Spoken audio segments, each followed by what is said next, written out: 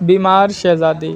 شہزادی کو اچانک صفائی پسند کا خطب ہو گیا۔ شاہی محل میں کسی کنیز کا ہاتھ غلطی سے شہزادی کے ہاتھ سے چھو جاتا تو وہ اپنے ہاتھوں کو گھنٹوں دھوتی رہتی تھی۔ کھانے پینے کے صاف برتن شہزادی اپنے سامنے دوبارہ صاف پانی سے دھلواتی تھی۔ کھانا بھی بہت کم کھانے لگی تھی، جس کی وجہ سے وہ بہت کمزور ہو گئی تھی۔ بادشاہ کو اس کی بہت فکر تھی۔ اس نے شاہی حکیموں سے شہزادی کا بہت علاج کرایا، مگر کوئی حکیم بھی شہزادی کا مرض نہ سمجھ سکا۔ بادشاہ نے شاہی حکیموں سے مایوس ہو کر اعلان کرا دیا کہ جو شہزادی کا علاج کر کے تندرست کرے گا اسے مالا مال کر دیا جائے گا۔ کئی حکیم آئے مگر وہ شہزادی کے علاج میں کامیاب نہ ہو سکے۔ ایک دن ایک بوڑھے حکیم دربار میں حاضر ہوا اور اس نے شہزادی کے علاج کی خواہش ظاہر کی۔ بادشاہ نے اسے اجازت دے دی۔ حکیم صاحب نے سب سے پہلے وہ نسخے مانگے جن کی مدد سے دوائیاں تیار کر کے کھلائی گئی تھیں۔ وہ نسخے دیکھنے کے بعد حکیم صاحب نے شہزادی کے شاہی محل میں معاملات کے بارے میں تفصیل سے پوچھا اور انہیں ایک کاغذ پر درج کر لیا۔ حکیم صاحب نے شہزادی کا طبی معائنہ کیا اور پھر بادشاہ سے کہا، شہزادی کا علاج ہو جائے گا، لیکن علاج کے لیے جو میں طریقہ اختیار کروں گا مجھے اس کی آزادی ہوگی۔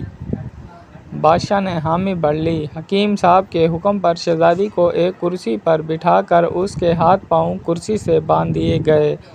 کمرے میں بادشاہ اور ملکہ اور ایک کنیز بھی موجود تھی۔ وہ حیرت سے حکیم صاحب کو دیکھ رہی تھی کہ یہ شہزادی کا علاج کرنے کا کون سا طریقہ ہے۔ وہ دوسرے حکیموں سے مایوس نہ ہوئے ہوتے تو اس حکیم کو رخصت کر دیتے۔ حکیم صاحب نے دہی منگوائی، اس میں بیسن ملا کر امیزہ بنا لیا اور شہزادی کے چہرے پر لگانے کا حکم دیا۔ جب تک اس امیزے کو چہرے سے اتارنے کا نہ کہوں مت اتارنا، حکیم صاحب نے حکم دیا۔ یہ امیزہ جیسے ہی شہزادی کے چہرے پر لگایا گیا، شہزادی نے بے اختیار چیخنا چلانا شروع کر دیا۔ اس کے بعد حکیم نے ایک گلاس پانی منگوایا اور اس میں سے 2 گھونٹ بادشاہ سلامت کو پینے کو دیا۔ اس کے بعد قریب کھڑی کنیز کو اس میں سے 2 گھونٹ پینے کا کہا۔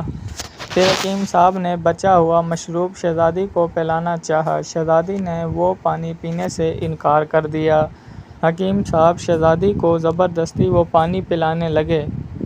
شہزادی نے انکار کیا، سر ہلاتی رہی، لاکھ کوششوں کہ وہ پانی نہ پیے، لیکن تھوڑا سا پانی اس نے پینا ہی پڑا۔ پانی پینے شہزادی نے شور کرنا شروع کر دیا، میں اب مر جاؤں گی، میں اب مر جاؤں گی۔ یہ کہتے ہوئے شہزادی بے ہوش ہو گئی۔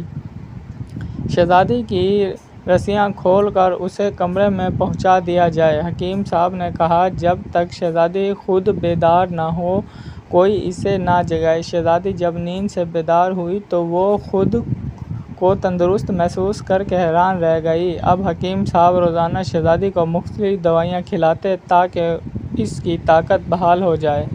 2 ہفتے گزر گئے، شہزادی بالکل ٹھیک ہو گئی۔ بادشاہ اور ملکہ حیران تھے۔ بادشاہ کے پوچھنے پر حکیم صاحب نے بتایا، شہزادی صاحبہ کو کوئی جسمانی بیماری نہیں تھی۔ شہزادی کے ذہن میں یہ بات بیٹھ گئی تھی کہ ذرا سی بے احتیاطی سے بھی وہ بیمار ہو جائیں گی، اس لیے یہ صفائی کا بھرپور خیال رکھتی تھی۔